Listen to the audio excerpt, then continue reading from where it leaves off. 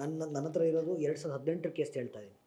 ಅಂದರೆ ನಾನು ಹೇಳ್ತಿರೋದೇನೆಂದರೆ article 21 interpret ಮಾಡಿದ್ದು, ದಟ್ ವಾಸ್ ಇನ್ 2018. ನೀವು ಫಸ್ಟ್ ಯಾವ್ದು ಕೇಸ್ ಅಂತ ಕೇಳ್ತಾ ಇದ್ದೀರಾ? ನಾನು ಹೋಗ್ಬಿಟ್ಟು ಹೇಳ್ತೀನಿ ಈಗ. I check and tell. Okay, yes. ಈಗ ಯೂನಿಫಾರ್ಮ್ ಸಿವಿಲ್ ಕೋಡ್ ಬರೋದು ಏಕರೂಪ ನಾಗರಿಕ ಸಂಹಿತೆ ನೋಡಿ. ಇದೊಂದು ಸ್ವಲ್ಪ ಎಸ್ ಎ ಫಾರ್ಮೆಟಲ್ಲಿ ಡಿಸ್ಕಸ್ ಮಾಡೋಣ ಅಥವಾ ಮೈನ್ ಫಾರ್ಮೆಟಲ್ಲಿ ಡಿಸ್ಕಸ್ ಮಾಡೋಣ, ಆಯಿತಾ? ಇಲ್ಲಿ ಏನು ಮಾತಾಡ್ತೀವಿ? ಫಸ್ಟು ಯೂನಿಫಾರ್ಮ್ ಸಿವಿಲ್ ಕೋಡ್ ಅಂದರೆ ಏನು, ಜಾರಿಗೆ ತರಬೇಕಾ ಬೇಡವಾ, ತಂದರೆ ಅಡ್ವಾಂಟೇಜಸ್ ಏನು, ಡಿಸ್ಅಡ್ವಾಂಟೇಜಸ್ ಏನು, ಹಾಗಿದ್ರೆ ಮುಂದಕ್ಕೆ ಏನು ಮಾಡಬೇಕು with respect to supreme court judgments. ಸರಿನಾ? Yes or no? Okay sir, observe. Stop ಮಾಡ್ತೀರಾ? ಓಕೆ. ಈಗ ನಿಮಗೆ ಲೇಮನ್ ಲ್ಯಾಂಗ್ವೇಜಲ್ಲಿ ಎಕ್ಸ್ಪ್ಲೈನ್ ಮಾಡ್ತೀನಿ. ಒಬ್ಬ ಸಾಮಾನ್ಯ ಮನುಷ್ಯನಿಗೂ ಕೂಡ ಯೂನಿಫಾರ್ಮ್, ಆಯಿತಾ? ಒಬ್ಬ ಸಾಮಾನ್ಯ ಮನುಷ್ಯನಿಗೂ ಕೂಡ ಯೂನಿಫಾರ್ಮ್ ಸಿವಿಲ್ ಕೋಡ್ ಅರ್ಥ ಆಗ್ಬೇಕು. ಸರ್, ಭಾರತದ ಪ್ರತಿಯೊಬ್ಬ ನಾಗರಿಕನೂ ಕೂಡ 2 ಕಾನೂನುಗಳನ್ನು ಫಾಲೋ ಮಾಡ್ತಾರೆ. Every citizen of the country 2 ಕಾನೂನುಗಳನ್ನು ಫಾಲೋ ಮಾಡ್ತಾರೆ. ಒಂದು ಸಿವಿಲ್ ಲಾಸ್ ಅಂತ ಕರಿತೀವಿ, ಇನ್ನೊಂದು ರಿಲಿಜಿಯಸ್ ಲಾಸ್ ಅಂತ ಕರಿತೀವಿ. ಧಾರ್ಮಿಕ ಕಾನೂನುಗಳು, ನಾಗರಿಕ ಕಾನೂನು, ಸಾರಿ, ಅದು ನಾಗರಿಕ ಕಾನೂನುಗಳು, ಇದು ಧಾರ್ಮಿಕ ಕಾನೂನುಗಳು. So civil loss, religious loss. Religious loss is also called as personal loss ಅಂತ ಕರಿತೀವಿ. ಧಾರ್ಮಿಕ ಕಾನೂನುಗಳನ್ನು ನಾವು ಪರ್ಸನಲ್ ಲಾಸ್ ಅಂತ ಕೂಡ ಕರಿಬೋದು. ಕರೆಕ್ಟಾಗಿ ಕೇಳಿಸ್ಕೋಬೇಕು. ಭಾರತದ ಪ್ರತಿಯೊಬ್ಬ ನಾಗರಿಕನು ಕೂಡ 2 ಕಾನೂನುಗಳನ್ನು ಫಾಲೋ ಮಾಡ್ತಾನೆ. ಒಂದು ಸಿವಿಲ್ ಲಾಸು, ಒಂದು ರಿಲಿಜಿಯಸ್ ಲಾಸು. ಸರಿ, ಈಗ ಧಾರ್ಮಿಕ ಕಾನೂನುಗಳನ್ನು ಯಾವುದಕ್ಕೆ ಫಾಲೋ ಮಾಡ್ತೀವಿ? 4 ವಿಚಾರಕ್ಕೆ ಮಾತ್ರ ಫಾಲೋ ಮಾಡ್ತೀವಿ. ಒಂದು ಮದುವೆ,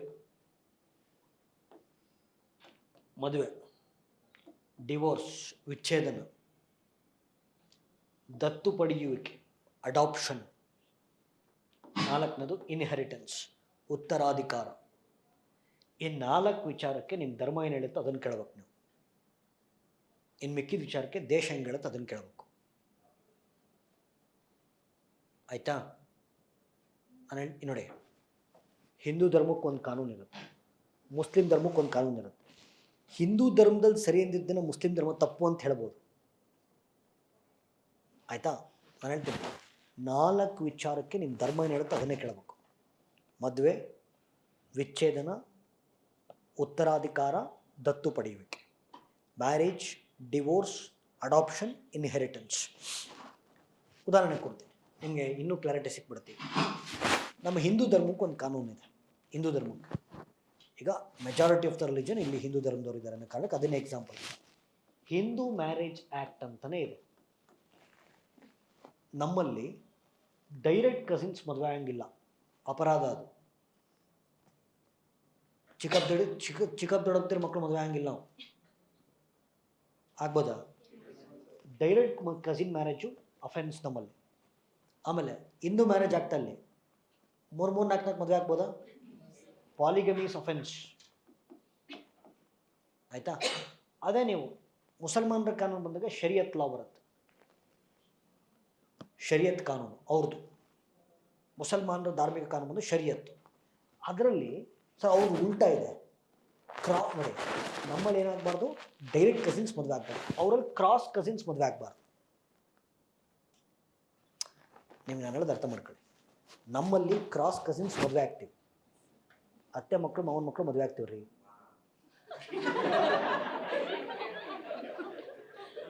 ಕಂಟ್ರೋಲ್ ಪ್ಲೀಸ್.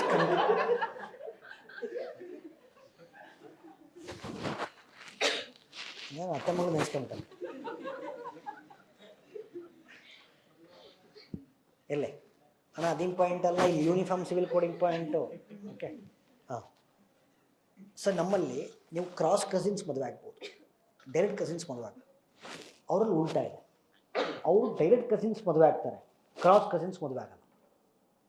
ಅವ್ರ ಪ್ರಕಾರ ಕ್ರಾಸ್ ಕಸಿನ್ಸ್ ಮದುವೆ ಅಫೆನ್ಸ್ ಅದು. ನಮ್ಮಲ್ಲಿ ಡೈರೆಕ್ಟ್ ಕಸಿನ್ ನೀವು ನನ್ನನ್ನು ಕೇಳಿದ್ರೆ ವೈಯಕ್ತಿಕವಾಗಿ ಫಸ್ಟ್ ಆಫ್ ಆಲ್ ಕಸಿನ್ಸ್ ಮದುವೆ ಆಗೋದೇ ದೊಡ್ಡ ಅಪರಾಧ. ನೆಂಟರು ಮದುವೆ ಆಗೋದು, ರಿಲೇಟಿವ್ಸ್ ಮದುವೆ ಆಗೋದೇ ದೊಡ್ಡ. ಯಾಕೆ ಅಂದರೆ ಕಂಟ್ರೋಲ್. ಸುಮ್ಮನೆ ಯಾಕೆ ಲೈವಲ್ಲಿ ಇದ್ದೀನಿ. ಆಮೇಲೆ ಕೆಟ್ಟ ಕಣ್ಣಿಸ್ಬೋದು ನನಗೆ. ಓಕೆ, ನಾನು ತಲೆ ಕೆಚ್ಕೊಳ್ಳಲ್ಲ. ಏನೋ ಹೇಳ್ತಿದ್ದೆ ಮಸ್ತ, ಫ್ಲೋ ಕಟ್ ಮಾಡ್ದ. ಹಾಂ, so first of all cousins ರಿಲೇಟಿವ್ಸ್ನೇ ಮದುವೆ ಆಗಬಾರ್ದು. ಯಾಕೆ ಅಂದರೆ ಸರ್, ರಿಲೇಟಿವ್ಸ್ನೇ ಯಾಕೆ ಮದುವೆ, ಜೀನ್ಸ್ ಒಂದೇ ಇರ್ತವೆ, ಕ್ಲಾಶ್ ಆಗ್ತಾವೆ. So it's always to marry some other person. ಆಯಿತಾ? ನೀವೇನು ತಲೆ ಕೆಡ್ಸ್ಕೊಳ್ಳಿ, ಮನೇಲಿ ಹುಡುಕ್ತಾರೆ, ನೀವು ಆರಾಮಾಗಿ ಓದಿ. ಓಕೆ, ಹಾಂ ಸರಿ, ಇದು ಅರ್ಥ ಆಯ್ತಲ್ಲೇ ಇದು. ಓಕೆ, ಸೊ ಅಂದರೆ ಈ 4 ವಿಚಾರಕ್ಕೆ ಮದುವೆ, ವಿಚ್ಛೇದನ, ಉತ್ತರಾಧಿಕಾರ, ದತ್ತು ಪಡೆಯುವಿಕೆ, ಒಂದೊಂದು ಧರ್ಮಕ್ಕೆ ಒಂದೊಂದು ಕಾನೂನು ಇರ್ತಾವೆ. ಹಿಂದೂ ಧರ್ಮಕ್ಕೆ ಒಂದು ಕಾನೂನು, ಹಿಂದೂ ಧರ್ಮದಲ್ಲಿ ಸರಿ ಅಂದಿದ್ದು ಮುಸ್ಲಿಂ ಧರ್ಮದಲ್ಲಿ ತಪ್ಪು ಅನ್ಬೋದು. ಮುಸ್ಲಿಂ ಧರ್ಮಕ್ಕೊಂದು ಕಾನೂನು, ಕ್ರಿಶ್ಚಿಯನ್ ಧರ್ಮಕ್ಕೊಂದು ಕಾನೂನು, ಜೈನ್ ಧರ್ಮಕ್ಕೊಂದು ಕಾನೂನು, ಸಿಖ್ ಧರ್ಮಕ್ಕೊಂದು ಕಾನೂನು. ಆಯಿತಾ? ಈ 4 ವಿಚಾರಕ್ಕೆ ಬಿಟ್ಟು, ಓಕೆ, ಇನ್ನು ಮಿಕ್ಕಿದೆಲ್ಲ ವಿಚಾರಕ್ಕೆ ನಾವು ಸಿವಿಲ್ ಲಾಸ್ ಫಾಲೋ ಮಾಡ್ತೀವಿ. IPC, CRPC ಎಲ್ಲ ಇರುತ್ತೆ. ಓಕೆ, ಸೊ IPCನ ನಾವು ರೀನೇಮ್ ಮಾಡಿದ್ದೀವಿ. IPC ಏನಂತ ಕರೆದಿದ್ದೀವಿ ಈಗ, BNS, ಭಾರತೀಯ ನ್ಯಾಯ ಸಂಹಿತ. CRPCನ ಏನೋ BNSS ಅನ್ಸುತ್ತೆ, ಭಾರತೀಯ ನ್ಯಾಯ ಸುರಕ್ಷಾ ಸಂಹಿತ. ಸೊ ಎಲ್ಲ ರೀನೇಮ್ ಮಾಡಿದ್ದೀವಿ. ಓಕೆ, ಈಗ ಏನಕ್ಕೆ ಯೂನಿಫಾರ್ಮ್ ಸಿವಿಲ್ ಕೋಡ್ ಕೂಗು ಆರಂಭ ಆಗ್ತಾ ಇದೆ ಅಂದರೆ ಕೇಳಿಸ್ಕೊಳ್ಳಿ. Religious laws are coming in conflict with civil loss. ಅಂದರೆ ನೋಡಿ ಕೇಳಿಸ್ಕೊಳ್ಳಿ, ಧಾರ್ಮಿಕ ಕಾನೂನುಗಳು ನಾಗರಿಕ ಕಾನೂನುಗಳ ಜೊತೆಗೆ ಸಂಘರ್ಷಕ್ಕೆ ಬರ್ತಾ ಇದ್ದಾವೆ. ಅದಕ್ಕೆ ಸಂಘರ್ಷಕ್ಕೆ ಬರ್ತಾವೆ ಸರ್. ಒಂದು ಉದಾಹರಣೆ ಕೊಡ್ತೇನೆ. Okay, how religious laws are coming in conflict with civil laws. Listen, ಈಗ ಶರಿಯತ್ತಲ್ಲಿ, ಓಕೆ, ಸೊ ಶರಿಯತ್ ಕಾನೂನಲ್ಲಿ it's a Muslim law, Muslim religious law. ಒಂದು ವ್ಯವಸ್ಥೆ ಇದೆ ಡಿವೋರ್ಸ್ಗೆ ಟ್ರಿಪಲ್ ತಲಾಕ್ ಅಂತ. ತಲಾಕ್ ತ್ರಿವಳಿ ತಲಾಕ್ ಅಂತ. ಆಯಿತಾ? ಇದೇನು ಹೇಳುತ್ತೆ ಅಂದರೆ ಸರ್, ಒಬ್ಬ ಪುರುಷ ತನ್ನ ಮಡದಿಗೆ, ಓಕೆ, 3 ಬಾರಿ ತಲಾಕ್ ಅಂತಂದ್ರೆ ಅದು ಡಿವೋರ್ಸ್ ಅಂತ. ಆಯಿತಾ? ಇದು ಹೆಡ್ಡಿಂಗ್ ಇರೋದು, ಒಳಗಡೆ ಪ್ರೊಸೀಜರ್ ಇದೆ, ಅದು ಓದ್ಕೊಂಡಿಲ್ಲ. ಆಯಿತಾ? ಒಳಗೆ ಪ್ರೊಸೀಜರ್ ಏನಿದೆ ಅಂತಂದರೆ ಸರ್, ಒಬ್ಬ ಪುರುಷ ಒಬ್ಬ ಮಹಿಳೆಗೆ ಹೊಂದಾಣಿಕೆ ಆಗ್ತಾ ಇಲ್ಲ ಮದುವೆ ಆದಮೇಲೆ ಅಂತಂದರೆ ಅವ್ರು ಮೌಲ್ವಿಗಳ ಹತ್ರ ಹೋಗ್ಬೇಕು. ಅವ್ರು ಸಂಧಾನ ಕೂತ್ಕೊಂತಾರೆ, ಬುದ್ಧಿ ಹೇಳ್ತಾರೆ, ಮತ್ತು 30 ದಿನ ವಾಪಸ್ ಕಳಿಸ್ತಾರೆ. ಒಟ್ಟಿಗೆ ಇರಬೇಕು 30 ದಿನ, 40 ದಿನ ಏನೋ ಇದೆ ಅದು. ಓಕೆ, 30 ದಿನ ಒಟ್ಟಿಗೆ ಇರಬೇಕು. ಅವಾಗಲೂ ಹೊಂದಾಣಿಕೆ ಆಗಲಿಲ್ಲ ಅಂತ ಇಟ್ಕೊಳ್ಳಿ, ಮತ್ತು ಮೌಲ್ವಿಗಳ ಹತ್ರ ಹೋಗ್ಬೇಕು. ಮೌಲ್ವಿಗಳು ಮತ್ತೆ ಸಂಧಾನ ಮಾಡ್ತಾರೆ, ಮತ್ತೆ ವಾಪಸ್ ಕಳಿಸ್ತಾರೆ. ಆ ಥರ 3 ಸೈಕಲ್ ರಿಪೀಟ್ ಆಗಬೇಕು. ಮಸೀದಿಲಿ ಮೌಲ್ವಿಗಳು ಇರ್ತಾರಲ್ಲ, ಓಕೆ, 3 ಸೈಕಲ್ ರಿಪೀಟ್ ಆಗಬೇಕು. 30 ದಿನ. ಆಯಿತಾ? 20 ನನ್ನ ನಂಬರ್ ಐ ಡೋಂಟ್ ರಿಯಲಿ ನೆನಪಾಗ್ತಿಲ್ಲ, ಬಟ್ ಆ ಥರ 3 ಸೈಕಲ್ ರಿಪೀಟ್ ಆಗ. ಅವಾಗಲೂ ಹೊಂದಾಣಿಕೆ ಆಗಲಿಲ್ಲ ಅಂತಂದರೆ ಅವಾಗ ಮೌಲ್ವಿಗಳ ಮುಂದೆ ನಿಂತ್ಕೊಂಡು ಗಂಡನ ಕೈಲಿ ಹೆಂಡತಿ ಗಳಿಸ್ತಾರೆ. ತಲಾಕ್ ಅದೇ ಡಿವೋರ್ಸ್ ಅಂತ. ಆಯಿತಾ? ಇದು ಇರೋದು. ಬಟ್ ಇಲ್ಲೇನಾಗ್ಬಿಟ್ಟಿದೆ ಪ್ರಾಬ್ಲಮ್ಮು, ಈ ಪ್ರೊಸೀಜರ್ ಓದ್ಕೊಂಡಿಲ್ಲ, ಬರೀ ಹೆಡ್ಡಿಂಗ್ ಮಾತ್ರ ಓದ್ಕೊಂಡರು. ಈಗ ಹೆಂಡತಿ ತವ್ರ ಮನೆಗೆ ಹೋಗಿರ್ತಾರೆ, ಫೋನ್ ಮಾಡ್ಬಿಡೋದು, ಅಲೋ ಅಂತ ನೋಡಲ್ಲ, ತಲಾಕ್ ಅಂತ ಕಟ್ಕೊಂಡು ಮೆಸೇಜ್ ಹಾಕ್ಬಿಡೋದು, ತಲಾಕ್ ಒಡ್ಡ. ಯಾರು ಕೇಳಿದ್ರೆ ನಂಗೆ, ಸರ್ ತಲಾಕ್ ಅಂದರೆ ಏನು? ಎಲ್ಲೇ ಇರು, ಹೇಗೆ ಇರು, ಅಲ್ಲೇ ಇರು. ಓಕೆ ಸರ್, ಈ ವ್ಯವಸ್ಥೆ, ಈ ತ್ರಿವಳಿ ತಲಾಕ್ ವ್ಯವಸ್ಥೆ ನೋಡ್ರಿ, is it not violating article 14 of Indian constitution? Yes or no? ಮತ್ತು ಧಾರ್ಮಿಕ ಕಾನೂನುಗಳು ನಾಗರಿಕ ಕಾನೂನುಗಳ ಜೊತೆಗೆ ಸಂಘರ್ಷಕ್ಕೆ ಬರ್ತಾ ಇದೆ. ಆರ್ಟಿಕಲ್ 14 ವೈಲೇಟ್ ಮಾಡ್ತಾರೆ triple talaq, because right to equality. ಮತ್ತು ಈಗ ಆಯಿತು, ಇನ್ನೊಂದು, ಈಗ ಬರೀ ಮುಸ್ಲಿಂ ಧರ್ಮದ್ದೇ ಉದಾಹರಣೆ ತೆಗೆದು ಬೇಡ, ಹಿಂದೂ ಧರ್ಮದ್ದು ಅಂತ ಆಗ್ಬಿಡೋದು, ಇಲ್ಲ ಕೋಮುಗಲಭೆ ಅಂದ್ಬಿಡ್ತಾರೆ. ಓಕೆ, ಸೊ ಜಾತ್ಯತೀತ ರಾಷ್ಟ್ರ 2 ಎಕ್ಸಾಂಪಲ್ ತಗೊಂಡ್ಬಿಡ್ತೀನಿ ಸೇಫ್ಟಿ, ಯಾಕೆಂದ್ರೆ ನಾನು ಮತ್ತೆ ಹೊರಗಡೆ ಓಡಾಡ್ಬೇಕಲ್ಲ. ಹಾಂ, ಕೇಳಿಸ್ಕೊಳ್ಳಿ, ಕೂತ್ಕೊಳ್ಳೋ. ಓಕೆ, ಈಗ ಹೆಣ್ಮಕ್ಳು ಶಬರಿಮಲೆ ಟೆಂಪಲ್ಗೆ ಹೋಗಂಗಿಲ್ಲ, ಹೋಗ್ಬೋದಾ? ಎಂಟ್ರಿ ಇದೆಯಾ? Is it not violating article 14? ಹೀಗೆ ಹಲವಾರು ಬಾರಿ ಧಾರ್ಮಿಕ ಕಾನೂನುಗಳು ನಾಗರಿಕ ಕಾನೂನುಗಳ ಜೊತೆಗೆ ಸಂಘರ್ಷಕ್ಕೆ ಬರ್ತಾರೆ. ಆಯಿತಾ? ಬಟ್ ನನಗೆ ಕೇಳಿದ್ರೆ ಸರ್, ಹೆಣ್ಮಕ್ಳನ್ನ ಈಗ I belong to Hindu religion. ಸರ್, ನೀವು ನಿಮ್ಮ ವೈಯಕ್ತಿಕ ಅಭಿಪ್ರಾಯ ಹೇಳಿ ಸರ್, ಹೆಣ್ಮಕ್ಳನ್ನ ಶಬರಿಮಲೆ ಟೆಂಪಲ್ಗೆ ಕಳಿಸ್ಬೇಕಾ ಬೇಡ? ನಿಮ್ಮ ವೈಯಕ್ತಿಕ ಅಭಿಪ್ರಾಯ. ನಾನು ಹೇಳ್ತೀನಿ ಕಳಿಸ್ಬಾರ್ದು ಅಂತ ಹೇಳ್ತೀನಿ. ಹಂಗೆ ನೀವು ಹೇಳ್ತೀರಾ ಸರ್, ಇಲ್ಲ ನೀವು ಆರ್ಟಿಕಲ್ 14 ಫಾಲೋ ಮಾಡ್ತಾ ಇಲ್ಲ, ಇಂಡಿಯನ್ ಕಾನ್ಸ್ಟಿಟ್ಯೂಷನಲ್ಲಿ ನೀವು ರೆಸ್ಪೆಕ್ಟ್ ಇಲ್ಲ ನಿಮಗೆ. ಹಂಗೇನಿಲ್ಲ. ಯಾಕೆ ಹೋಗಬಾರ್ದು ಅಂತಂದರೆ ನನ್ನ ವೈಯಕ್ತಿಕ ಅಭಿಪ್ರಾಯ ಇದು. ಓಕೆ, ಈಗ Swami Ayyappa is a bachelor. Why you want to go and disturb? ಹೌದಿಲ್ಲ ಸರ್? ನೀವು ಅಲ್ವೇನ್ರಿ? ವೈ ಯಾಕೆ ಬೇಕು? ಬೇರೆದಕ್ಕೆ ಹೋಗ್ರಿ. ಓಕೆ, ನೋಡಿ, ಹಂಗೆ ನೋಡ್ಕೊಂಡ್ರೆ ನಮ್ಮಲ್ಲಿ ನೀವು ಹೇಳಿ ಕರೆಕ್ಟಾಗಿ ಹಿಂದೂ ಧರ್ಮದ ಮೆಜಾರಿಟಿ ರಿಲಿಜನ್ ಇರೋದನ್ನು ನಾವು ಹೆಚ್ಚು ದೇವಸ್ಥಾನಗಳನ್ನು ಪುರುಷ ದೇವರುಗಳಿಗೆ ಕಟ್ಟಿದ್ದೀವ, ಮಹಿಳೆ ದೇವರು ಕಟ್ಟಿದ್ದೀವಿ? ನಮಗೆ ವಿಮೆನ್ ಎಂಪವರ್ಮೆಂಟ್ ಹೇಳ್ಕೊಡಬೇಕು. ಓಕೆ, ಮತ್ತು ಪ್ರಪಂಚದ ಅತ್ಯಂತ ಶ್ರೇಷ್ಠ ವಸ್ತುಗಳನ್ನು ನಾವು ಹೆಣ್ಣಿಗೆ ಕಂಪೇರ್ ಮಾಡೋದು, ಹೌದಲ್ಲ? ನೋಡಿ, ಮಾತೃಭೂಮಿ, ಪಿತೃಭೂಮಿ ಅಂತ ಹೇಳ್ತೀವ. ಮಾತೃಭೂಮಿ, ಮಾತೃಭಾಷೆ, ಇನ್ನು ಪಿತೃಪಕ್ಷ ಅಂದ್ಬಿಡ್ತೀವಿ, ಹೌದೇ ಇಲ್ಲ? ಸೊ ಮತ್ತೆ ನೋಡಿ, ಬಹುತೇಕ ನದಿಗಳಿಗೆ ಹೆಣ್ಮಕ್ಳ ಹೆಸರಿಟ್ಟಿದ್ದೀವಿ. ಗಂಗೆ, ತುಂಗೆ, ಕೃಷ್ಣೆ ಅಲ್ವಾ, Kaveri, Godavari. Yes or no? So ನಮ್ಮಲ್ಲಿ ವಿಮೆನ್ ಎಂಪವರ್ಮೆಂಟ್ ಇದೆ, ಏನು ತೊಂದರೆ ಇಲ್ಲ. ಬಟ್ ಏನೋ ಇಲ್ಲಿ ಬ್ಯಾಚುಲರ್ ಡಿಸ್ಟರ್ಬ್ ಮಾಡಬಾರ್ದು ಅಂತೇಳಿ ಎಂಟ್ರಿ ಕೊಟ್ಟಿಲ್ಲ ನಾವು. ಏನೋ ಸಮರ್ಥನೆ ಮಾಡ್ಕೋಬೇಕಲ್ಲ, ಏನೇ ಮಾಡೋದು? Okay okay fine.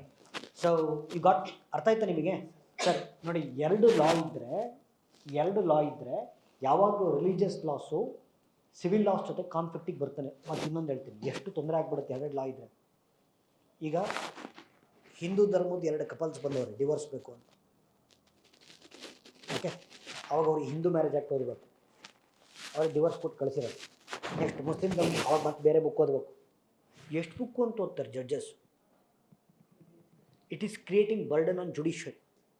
Multiple loss, multiple rules, it's creating burden on judiciary. ಹಾಗಾಗಿ ಸರ್, ಈ ಧಾರ್ಮಿಕ ಕಾನೂನುಗಳ ಸವಾಸನೆ ಬೇಡ.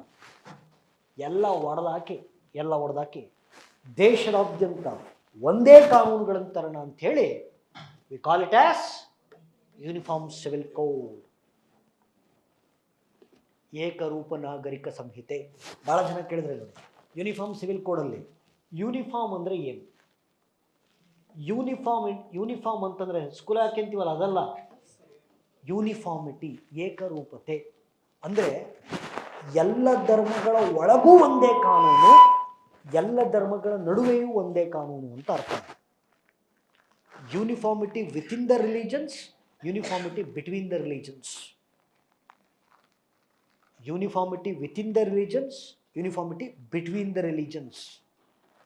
ಎಲ್ಲ ಧರ್ಮಗಳ ಒಳಗೂ ಒಂದೇ ಕಾನೂನು, ನಡುವೆಯೂ ಒಂದೇ ಕಾನೂನು. That is uniform civil code. ಈಗ what is uniform civil code ಅರ್ಥ ಆಯ್ತಾ ಇಲ್ಲ? ಓಕೆ, ಈಗ ಯೂನಿಫಾರ್ಮ್ ಸಿವಿಲ್ ಕೋಡ್ ತರಬೇಕಾ ಬೇಡವಾ, ಇದು ಚರ್ಚೆ ಮಾಡೋಣ. ಓಕೆ ಸರ್, ನನ್ನ ವೈಯಕ್ತಿಕ ಅಭಿಪ್ರಾಯದಲ್ಲಿ, ವೈಯಕ್ತಿಕ ಅಲ್ಲ, ಇದು ಸಂವಿಧಾನ ಅಭಿಪ್ರಾಯ. First of all, uniform civil code ತರಬೇಕಾ ಬೇಡವಾ ಅನ್ನೋ ಚರ್ಚೆನೇ ಅಪ್ರಸ್ತುತ. ಈ ಮೀಡಿಯಾದಲ್ಲಿ ಕುತ್ಕೊಳ್ಳೋ ಕೆಲಸ ಮಾಡೋಕ್ಕೆ ಡಿಸ್ಕಸ್ ಮಾಡ್ತಾರೆ ಅವರು. ಯಾಕೆಂದರೆ ಸರ್, ನಾನು ಹೇಳೋದು ನೀವು ಹೇಳೋದು ಬಿಟ್ಬಿಡಿ. ಡಾಕ್ಟರ್ ಬಾಬಾ ಸಾಹೇಬ್ ಅಂಬೇಡ್ಕರ್ ಹೇಳಿರೋದು, ಕಾನ್ಸ್ಟಿಟ್ಯೂಷನಲ್ಲಿ DPSP ವಿಭಾಗದಲ್ಲಿ ಆರ್ಟಿಕಲ್ 44 ಭಾಳ ಸ್ಪಷ್ಟವಾಗಿ ಹೇಳಿದೆ. ಓಕೆ, ಟೈಮ್ ಬಂದಾಗ ಭಾರತ ಯೂನಿಫಾರ್ಮ್ ಸಿವಿಲ್ ಕೋಡ್ ತರಲೇಬೇಕು ಅಂತ ಕಾನ್ಸ್ಟಿಟ್ಯೂಷನ್ ಹೇಳಿದ್ದಾರೆ. ನೀವು ಯಾಕೆ ಚರ್ಚೆ ಮಾಡ್ಬೇಕಾಗುತ್ತೆ? ಅಲ್ಲಿ ಪ್ರಾಬ್ಲಮ್ ಏನಾಗಿದೆ ಅಂದರೆ, ಟೈಮ್ ಬಂದಾಗ ಅಂತ ಬರೆದ್ಬಿಟ್ಟವ್ರು, ಅದು ಪ್ರಾಬ್ಲಮ್. ಈಗ ಟೈಮ್ ಬಂದಿದೆಯಾ ಇಲ್ವೋ ಅದು ಚರ್ಚೆ, ಆಯಿತಾ? ಯೂನಿಫಾರ್ಮ್ ಸಿವಿಲ್ ಕೋಡ್ ತರಬೇಕಾ ಬೇಡವಾ ಅನ್ನೋ ಚರ್ಚೆ ಅಲ್ಲ, ತರಲೇಬೇಕು. ಬಟ್ ಟೈಮ್ ಬಂದಿದೆಯಾ ಅಂತ ಪ್ರಶ್ನೆ. ಈಗ ಒಂದಷ್ಟು ಸುಪ್ರೀಂ ಕೋರ್ಟ್ ಜಡ್ಜ್ಮೆಂಟ್ಸ್ಗಳನ್ನು ಉಲ್ಲೇಖ ಮಾಡಿ. ಸುಪ್ರೀಂ ಕೋರ್ಟ್ ಏನು ಹೇಳಿದೆ ಇದ್ರು? ಎಸ್ ಆರ್ ಹಾಂ ನೋಡಿ, ಸುಪ್ರೀಂ ಕೋರ್ಟ್ ಜಡ್ಜ್ಮೆಂಟ್ಸು ರೈಟ್ ಒಂದಷ್ಟು ಪ್ರಕರಣಗಳಲ್ಲಿ ಹೇಳಿದೆ. ಈಗ ನೋಡಿ, ಈಗ ಮದುವೆ ಮ್ಯಾರೇಜ್ ಅದು ಸಿವಿಲ್ ಲಾನ ರಿಲಿಜಿಯಸ್ ಲಾನ? ರಿಲಿಜಿಯಸ್ ಲಾ ಇದನ್ನು ಓವರ್ಟೇಕ್ ಮಾಡಿ ಸುಪ್ರೀಂ ಕೋರ್ಟ್ ಹೇಳ್ತು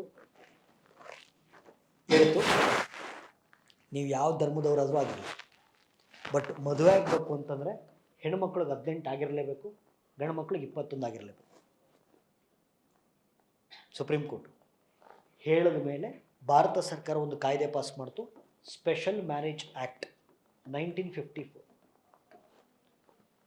ನೋಡಿ, ಎಲ್ಲೋ ಒಂದು ಕಡೆ ರಿಲಿಜಿಯಸ್ ಲಾನ ವೀಕನ್ ಮಾಡಿದೆ. ಆಯಿತಾ? ಸೊ ಎಲ್ಲೋ ಒಂದು ಕಡೆ ರಿಲಿಜಿಯಸ್ ಲಾನ ಸಡಿಲಗೊಳಿಸಿದ್ವಿ. ಮದುವೆ ವಿಚಾರಕ್ಕೆ ಹೋಗ್ಬಾರ್ದಾಗಿತ್ತು, ನಾವು ಹೋಗಿದ್ದೀವಿ. ಯಾಕೆ ಅಂತಂದರೆ ಇದು ವೈಜ್ಞಾನಿಕ ಆಯಕಟ್ಟು ಮೇಲೆ ಬರೆದಿರೋದು. ಈಗ ಹೆಣ್ಮಕ್ಳಿಗೆ 18ಕ್ಕಿಂತ ಮುಂಚೆ ಮದುವೆ ಮಾಡಿಬಿಟ್ರೆ ಸರ್ ದೈಹಿಕ ಬೆಳವಣಿಗೆ ಇನ್ನೂ ಪೂರ್ತಿ ಮುಗ್ದಿರಲ್ಲ, ಮಾನಸಿಕ ಬದಲಾವಣೆ ಪೂರ್ತಿ ಮುಗ್ದಿರಲ್ಲ. ಅಂಥವ್ರು ನೀವು ಹೋಗ್ಬಿಟ್ಟು ಮದುವೆ ಮಾಡೋದು ಹೆಂಗಾಗ್ತೈತಿ? All round development of a child ಮುಗಿದು ಅಡಲ್ಟ್ ಆಗ್ಬೇಕು ರೀ, ಅವಾಗ ಮದುವೆ ಮಾಡೋದು.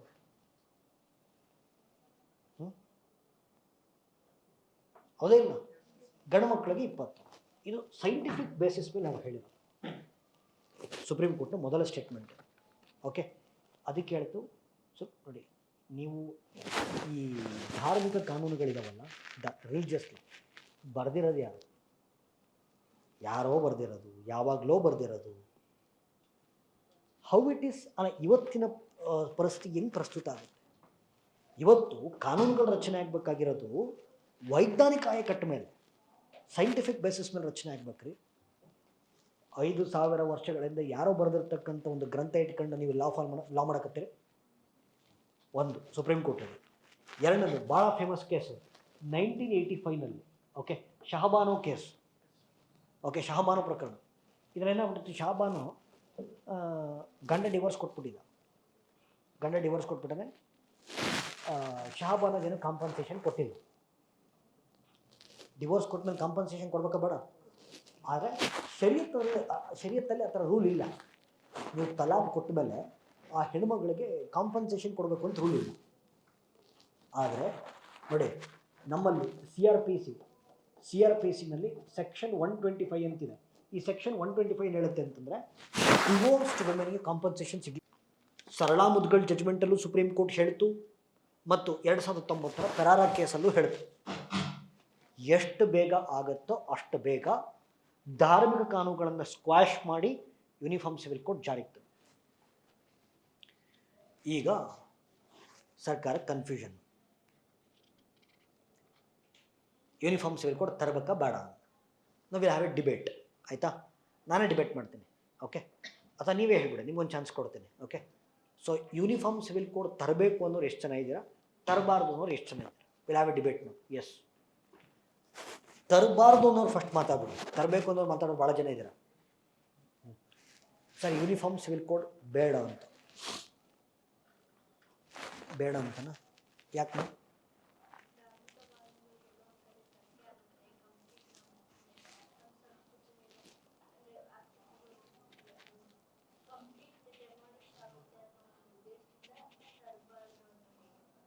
ಏನು ನಿಮ್ಮ ಹೆಸರು? ಭುವನಗೌಡ. ದೊಡ್ಡ ಚಪ್ಪಾಳೆ ಅವರು. ದೊಡ್ಡ ಚಪ್ಪಾಳೆ ಅಂದರೆ ಜ್ವರ ಹೊಡಿದ. ಸೂಪರ್. ಅದು ನೆಕ್ಸ್ಟ್ ನೋಡಿ, ತರಬಾರ್ದು ಅನ್ನೋದು ಆಯ್ತು. ಹಿಂಗೆ ಮಾಡೋಣ, ನೀವು ತರಬೇಕು ಅಂತ ನೀವು ವಾದ ಮಾಡಿ, ತರಬಾರ್ದು ಅಂತ ನಾನು ವಾದ ಮಾಡ್ತೀನಿ. ಆಯಿತಾ? ಲಾಸ್ಟ್ ಕನ್ಕ್ಲೂಷನ್ ನಾನು ಹೇಳ್ತೀನಿ. ಈಗ ಯೂನಿಫಾರ್ಮ್ ಸಿವಿಲ್ ಕೋಡ್ ತರಬೇಕು ಅನ್ನೋದು ಹೇಳಿ.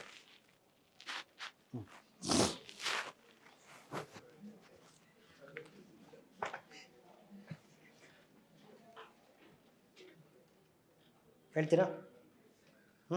ನೋ.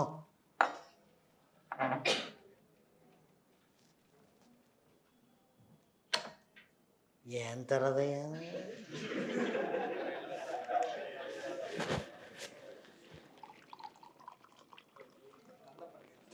ನಂದಪ್ಪನ ಕೇಳ ಹೇಳ ತರ್ಬೇಕ ಬರ ತರ್ಬೇಕಾ ಯಾಕೆ ಹಾಂ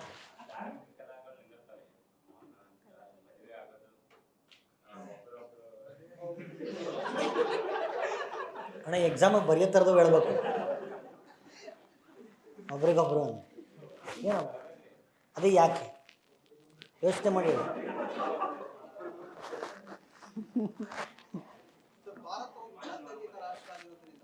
ನಾವು ಯಾವುದೇ ಧರ್ಮವನ್ನ ನಾವು ಇಲ್ಲಿ ಪ್ರಮೋಟ್ ಮಾಡ್ತಾ ಇಲ್ಲ. ಸೊ ಇರೋ ಭಾರತದಲ್ಲಿರುವಂತ ನಾಗರಿಕರಿಗೆ ಎಲ್ಲರಿಗೂ ಸಮನಾದ ನ್ಯಾಯ ಮತ್ತು ಸಮನಾದ ಕಾನೂನು ಅಪ್ಲೈ ಆಗಬೇಕು. ಸೊ ಅದಕ್ಕೋಸ್ಕರ ನಾಗರಿಕ ಸಂಹಿತೆನ ಜಾರಿಗೆ ತರಲೇಬೇಕು. ಏನು ನಿಮ್ಮ ಹೆಸರು ಪರಿ ಮಧುಕೀರ್ತಿ ಸಕಾಲ ಮಾತಾಡ್ತೇವೆ ದೊಡ್ಡ ಜಾಗ ಕಾನ್ಫಿಡೆನ್ಸ್ ಇದ್ರೆ ಮಾತ್ರ ಮಾತು ಬರೋದು. ಒಂದು ಫರ್ಮ್ ಐಡಿಯಾಲಜಿ ಇದ್ದರೆ ಮಾತ್ರ ತಮ್ಮ ಮಾತಾಡೋಕ್ಕಾಗೋದು. ಏನು ಬರುತ್ತೆ ವಾಯ್ಸ್ ಗುಡ್. ಮುಂಚೆ ಡಿಬೇಟ್ ಭಾಷಣ ಮಾಡಿದ್ರಾ ಸ್ಕೂಲ್ ಡೇಸಲ್ಲಿ? ಗುಡ್, ಮಾತಾಡ್ತೀರಿ. Public speaking very essential skill. ತುಮಕೂರೇ ನಿಮ್ಗೆ? ಓಕೆ. ಅದೇ ತುಮಕೂರವರೆಲ್ಲ ಹಿಂಗೆ ಮಾತಾಡಲ್ಲ ಆ್ಯಕ್ಚುಲಿ. ಹಾಂ ಹಾಂ ಎಸ್ ಎನಿವೆ ಬೇಗ ಹೇಳಿ. ಭಾಳ ಚೆನ್ನಾಗಿದೆ ನಿಮ್ಮ ವಾಯ್ಸ್, ಭಾಳ ಚೆನ್ನಾಗಿದೆ. ಎಸ್ ಹಾಂ ನಂದಪ್ಪದು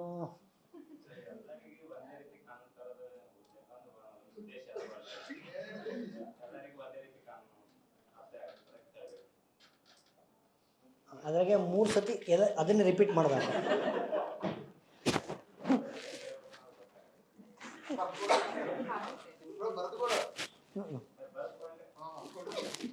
ಬೇಡ ಹಂಗೆ ಬಾಯಿಗೆ. ಹಾಂ ಎಸ್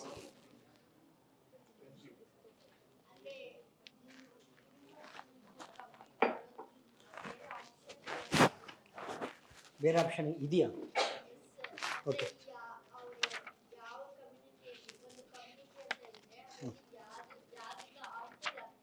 ಹ್ಞೂ ಹ್ಞೂ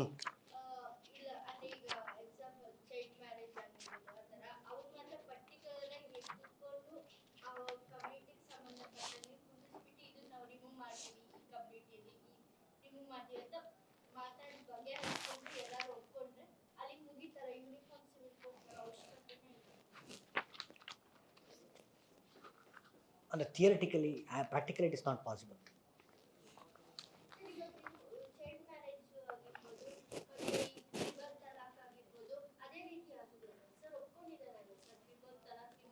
ನಾವು ಒಪ್ಪಿಸಿದ್ದು ಮೇಡಮ್, ಅವ್ರು ಒಪ್ಪಿರಲಿಲ್ಲ.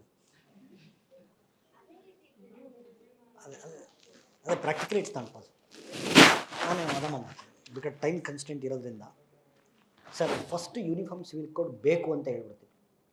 ನೋಡಿ ಸರ್, ಇವಾಗ ರಿಲಿಜಿಯಸ್ ಲಾಸು, ಧಾರ್ಮಿಕ ಕಾನೂನುಗಳು ಯಾರೋ ಬರೆದಿರೋದು, ಎಷ್ಟೋ ಸಾವಿರ ವರ್ಷಗಳಿಂದ ಬರೆದಿರೋದು.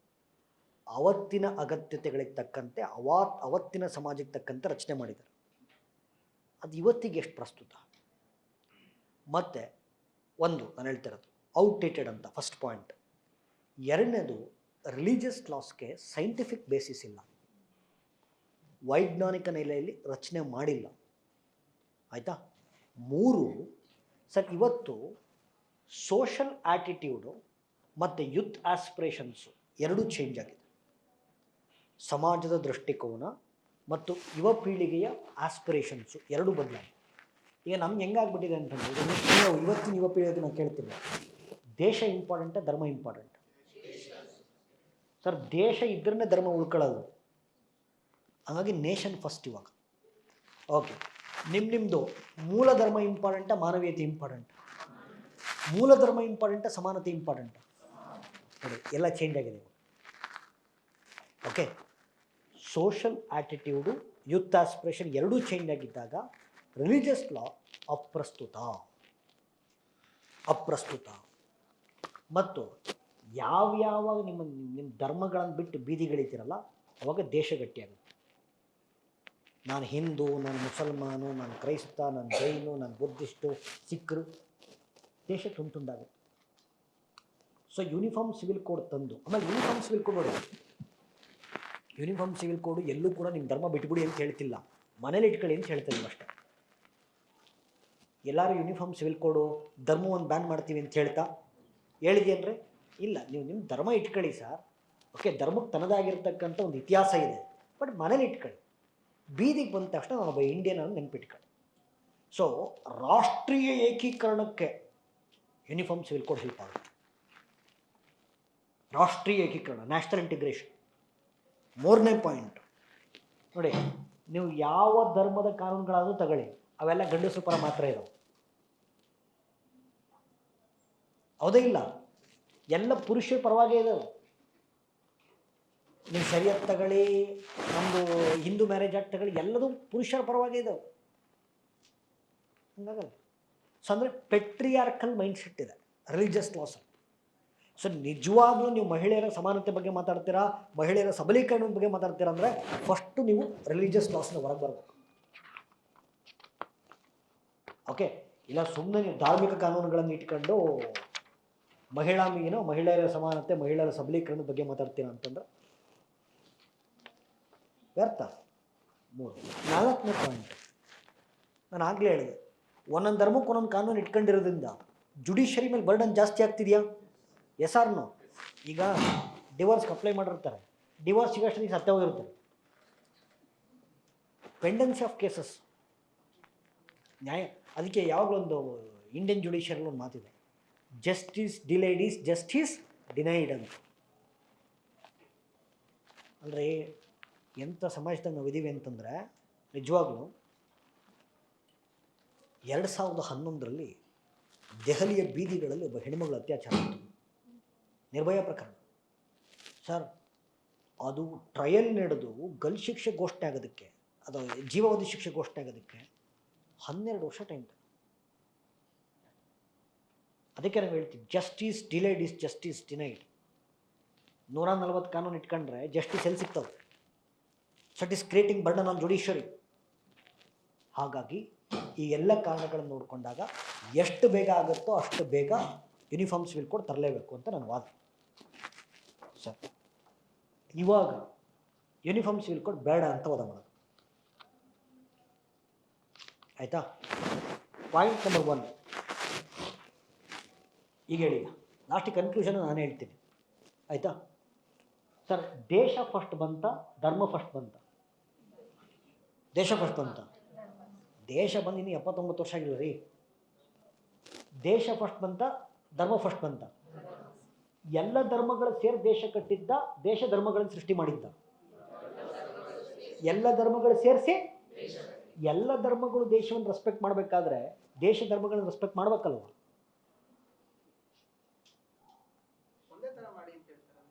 ಏನು ಸರ್?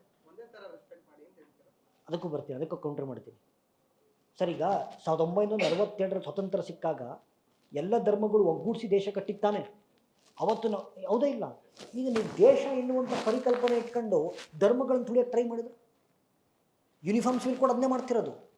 ಯೂನಿಫಾರ್ಮ್ ಸಿವಿಲ್ ಕೋಡ್ ಏನು ಹೇಳ್ತಾ ಇದೆ? ಧರ್ಮಗಳನ್ನು ಸಪ್ರೆಸ್ ಮಾಡ್ತಾರೆ. ಹೇಳ್ತೀನಿ, ಬರ್ತೀನಿ ಪಾಯಿಂಟ್. ಇವರು ಹೇಳಿದ್ರು, ಏನು ಹೇಳಿದ ಬಗ್ಗೆ ಕ್ವಶನ್ ಕೇಳಿ. ಓಕೆ ಸರ್, ನೋಡಿ ಈಗ ಈ ಕ್ವಶನ್ ನೀವು ಉತ್ತರ ಕೊಡಿ. India is a democratic nation, ಹೌದಾ? Yes or no? Democracy is about respect in diversity ತಾನೆ? Democracy is about respect in diversity ತಾನೆ? ಮಾತಾಡ್ರಿ. ವೈವಿಧ್ಯತೆಯನ್ನು ರೆಸ್ಪೆಕ್ಟ್ ಮಾಡಿದ್ರೆ ಡೆಮೋಕ್ರಸಿ ತಾನೆ ಸರ್. ಯೂನಿಫಾರ್ಮ್ ಸಿವಿಲ್ ಕೋಡ್ ತರೋದ್ರಿಂದ ಎಲ್ಲ ಒಂದು ಕಡೆ ಡೈವರ್ಸಿಟಿ ಹಾಳಾಗಲ್ವಾ? 100% ನಿಜ ಇದು. ನೀವು ಧರ್ಮಗಳ ಮೇಲೆ ನೇರವಾಗಿ ದಾಳಿ ಮಾಡದೇ ಇದ್ರು ಮೈಂಡ್ ಸೆಟ್ ಮೇಲೆ ಹೊಡಿತಾ ಇದ್ದೀರಾ ನೋಡಿ. ನನಗೆ ಮೆಕಾಲೆ ಮಾತು ನೆನಪಾಗುತ್ತೆ. ಓಕೆ, 5,000 ವರ್ಷಗಳ ಇತಿಹಾಸವನ್ನು ಓದ್ಕೊಂಡಿರ್ತೇನೆ ಭಾರತದ್ದು. ಮೆಕಾಲೆ 5,000 ವರ್ಷಗಳ ಭಾರತದ ಇತಿಹಾಸ ಗೊತ್ತಿರುತ್ತೆ. ಅವನು ಹೇಳ್ತಾನೆ, ಭಾರತೀಯರ ಮೇಲೆ ದಾಳಿ ಮಾಡಿ ಭಾರತೀಯರನ್ನು ಗೆಲ್ಲಕ್ಕಾಗಲ್ಲ. ಲಕ್ಷಾಂತರ ದಾಳಿಗಳಾಗಿದೆ ಭಾರತದ ಮೇಲೆ, ಯಾರೂ ಗೆಲ್ಲಕ್ಕಾಗಿಲ್ಲ. ಅಕಸ್ಮಾತ್ ಭಾರತವನ್ನು ಗೆಲ್ಲಬೇಕು ಅಂದರೆ ಮನಸ್ಥಿತಿ ಮೇಲೆ ಹೊಡಿಬೇಕು. ಹಾಗಾಗಿ ಇಂಗ್ಲೀಷ್ ಎಜುಕೇಷನ್ ಪರೀಕ್ಷೆ ಮಾಡ್ತೀನಿ ಅಂತ ಹೇಳ್ತಾರೆ ಮೆಕಾಲೆ. ಅದರಿಂದ ಹೌಸ್ ಆಫ್ ಕಾಮನ್ಸ್ ಒಂದು ಫೇಮಸ್ ಭಾಷಣ ಇದೆ ಒಂದು.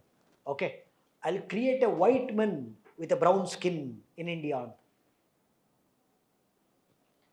ಇವತ್ತಿಗೂ ಹಂಗೆ ಬದುಕಿದ್ದೀವಿ, ಇವತ್ತಿಗೂ ಹಂಗೆ ಬದುಕಿದ್ದೀವಿ. Where a white men with a brown skin.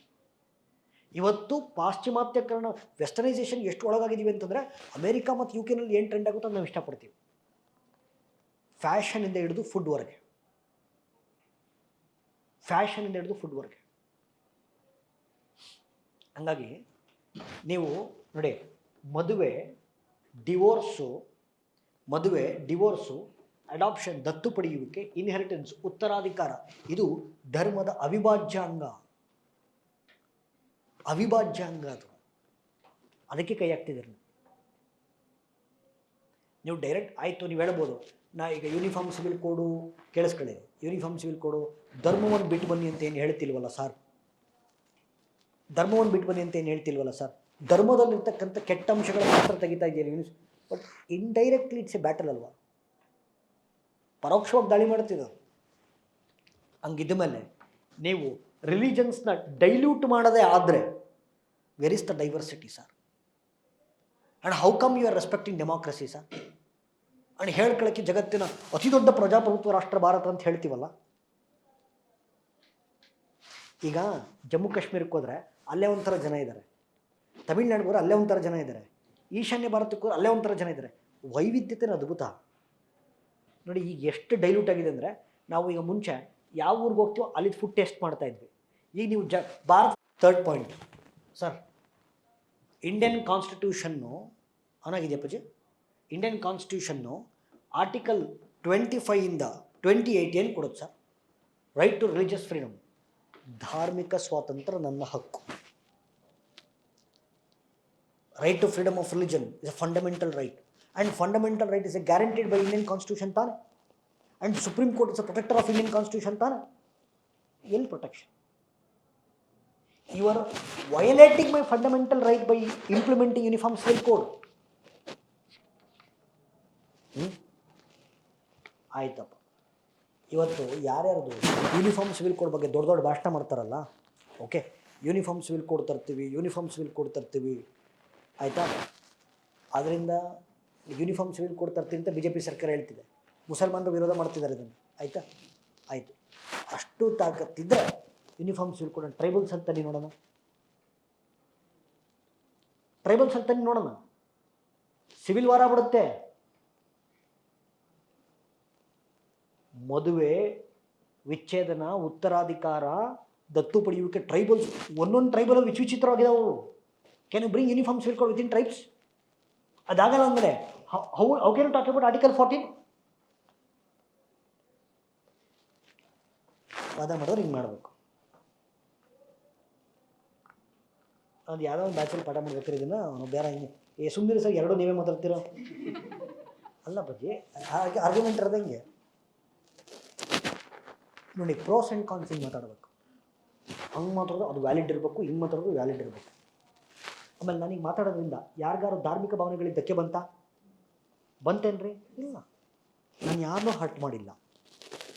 Unbiased ಆಗಿ, ಓಕೆ, ನ್ಯೂಟ್ರಲ್ ಆಗಿ, ಸಂವಿಧಾನ ಅಂದರೆ ಕಾನ್ಸ್ಟಿಟ್ಯೂಷನಲ್ಲಿ ಇಟ್ಕೊಂಡು ಮಾತಾಡಿ. ಸೊಲ್ಯೂಷನ್ ಏನು ಸರ್? ಓಕೆ, ಸರಿ, ಸೊಲ್ಯೂಷನ್ನು ಸರ್ ಆರ್ಟಿಕಲ್ 44 ಹೇಳ್ತಾ ಇದೆ. ನಾನು ಹೇಳ್ತಿರೋದಲ್ಲ, ಆರ್ಟಿಕಲ್ 44 ಹೇಳ್ತಿದೆ ತರಲೇಬೇಕು ಅಂತ ಹೇಳಿದ್ಮೇಲೆ ತರಲೇಬೇಕು. ಆದರೆ ಏನು ಹೇಳಿದೆ? ಟೈಮ್ ಬಂದಾಗ. ಟೈಮ್ ಬಂದಿದೆಯಾ? ಇನ್ನೂ ಇಲ್ಲ, ಆಯಿತಾ? ಮತ್ತೇನು ಮಾಡಬೇಕು? ಅಲ್ಲಿವರೆಗೂ brick by brick approach follow ಮಾಡಬೇಕು. ಇಟ್ಟಿಗೆ ಮೇಲೆ ಇಟ್ಟಿಗೆ ಕಟ್ಟಬೇಕು. ಹೆಂಗೆ ಕಟ್ಟೋದು? ನಿಧಾನಕ್ಕೆ ನೋಡಿ. ಈ ಕನ್ಕ್ಲೂಷನ್ ಎಷ್ಟು ಭಾಳ ಅದ್ಭುತವಾಗಿದೆ. ನಿಧಾನಕ್ಕೆ ಧಾರ್ಮಿಕ ಕಾನೂನುಗಳಲ್ಲಿರ್ತಕ್ಕಂಥ ಕೆಟ್ಟ ಅಂಶಗಳನ್ನು ಐಡೆಂಟಿಫೈ ಮಾಡಿ, ಓಕೆ, ಕೆಟ್ಟ ಅಂಶಗಳನ್ನು ಐಡೆಂಟಿಫೈ ಮಾಡಿ ಅದನ್ನು ಸ್ಕ್ವಾಶ್ ಮಾಡೋದಕ್ಕೆ ಸಿವಿಲ್ ಲಾಸನ್ನು ತರ್ತಾ ಹೋಗಬೇಕು. ಫಾರ್ ಎಕ್ಸಾಂಪಲ್, ಮದುವೆ ವಿಚಾರದಲ್ಲಿ, ಆಯಿತಾ? ನೀವೇ ಯಾವ ಧರ್ಮ ಏನು ಬೇಕಾದ್ರೂ ಮಾಡ್ಕೊಳ್ಳಿ, ಹೆಣ್ಮಕ್ಳಿಗೆ 18 ಆಗಿರಬೇಕು, ಗಂಡು ಮಕ್ಳಿಗೆ 21 ಆಗಿರಬೇಕು. ಹೆಣ್ಮಕ್ಳು ಕಾಂಪನ್ಸೇಷನ್ ಕೊಡಲೇಬೇಕು. Section 125 was appealed. ಟ್ರಿಪಲ್ ತಲಾಕ್ ಬ್ಯಾನ್ ಮಾಡಿ, ಟ್ರಿಪಲ್ ತಲಾಕ್ ಅಬಾಲಿಷನ್ ಆ್ಯಕ್ಟ್. ಈ ಥರ ಯೂನಿಫಾರ್ಮ್ ಸಿವಿಲ್ ಕೋಡ್ನ ಏಕಾಏಕಿ ತರೋಬದಲು ಬ್ರಿಕ್ ಬೈ ಬ್ರಿಕ್ ಅಪ್ರೋಚ್ ತಂದು ರಿಲಿಜಿಯಸ್ ಲಾನ ಡೈಲ್ಯೂಟ್ ಮಾಡ್ತಾ ಬರಬೇಕು.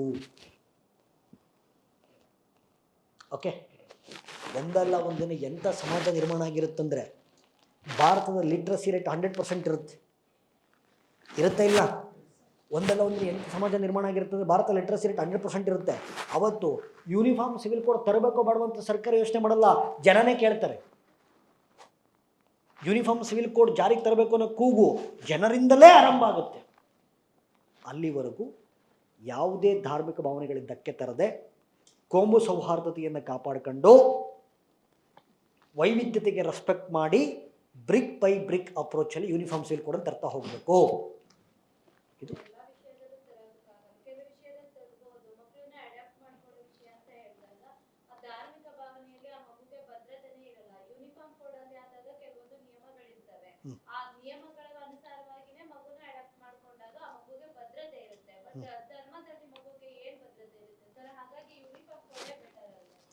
Very good. ನಾನು ಆ್ಯಕ್ಚುಲಿ ಅಡಾಪ್ಷನ್ ಬಗ್ಗೆ ಮಾತಾಡೋದ್ರಲ್ಲ, ನೀವು ನಿಯಮಾವಳಿಗಳಿಲ್ಲ ಅಂತ ಹೇಳಿದ್ರಿ. 100% ಇದೆ. ಕಾರ ಅಂತ ಸಂಸ್ಥೆ, ಬೂಂದಿ ಕಾರ ಅಲ್ಲ, ಸೆಂಟ್ರಲ್ ಅಡಾಪ್ಷನ್ ರಿಸೋರ್ಸ್ ಅಥಾರಿಟಿ ಅಂತ. ನಾನು ಸ್ವಲ್ಪ ಹಿಂಗೆ ಸುಂದರ್ಯ ಸೆಂಟ್ರಲ್ ಅಡಾಪ್ಷನ್ ರಿಸೋರ್ಸ್ ಅಥಾರಿಟಿ ಅಂತ. ಓಕೆ, ಈ ಸಂಸ್ಥೆ ಇದೆ. ನೀವು ಏನೇ ಯಾವುದೇ ಧರ್ಮದಿಂದ ಅಡಾಪ್ಷನ್ ಆದರೂ ಕೂಡ so you need to meet the guidelines of ಕಾರ.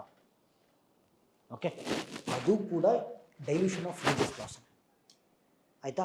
ಇನ್ನೊಂದು ಅವರು ಅಲ್ಲ, ನಗರ್ಬೇಡ್ರಿ, ಸುಂದರ್ರಿ, ನಾನೇನೋ ತಮಾಷೆಗೆ ಹೇಳಿರ್ತೇನೆ, ಅವ್ರು ಡಿಮೋಟಿವೇಟ್ ಆಗಬಾರ್ದು ಅಂತ.